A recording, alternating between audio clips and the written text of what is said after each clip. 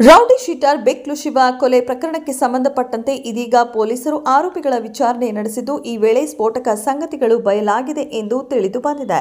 ಬೆಕ್ಲು ಶಿವನನ್ನ ಎತ್ತಲು gang car ಖರೀದಿ ಮಾಡಿತ್ತು.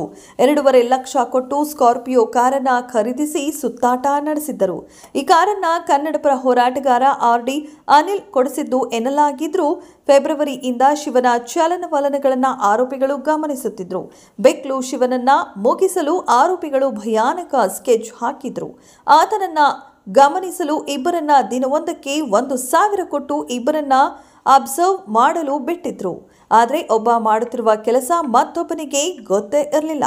ಇನ್ನು ಪೊಲೀಸರು ಮತ್ತೊಂದು ವಿಷಯ ಪತ್ತೆ ಮಾಡಿದ್ದು, ಶಿವು ಹತ್ಯೆಯ ಹಿಂದಿನ ದಿನ ಮತ್ತೊಂದು ಕಾರಣ ಪತ್ತೆ ಹಚ್ಚಿದ್ದಾರೆ.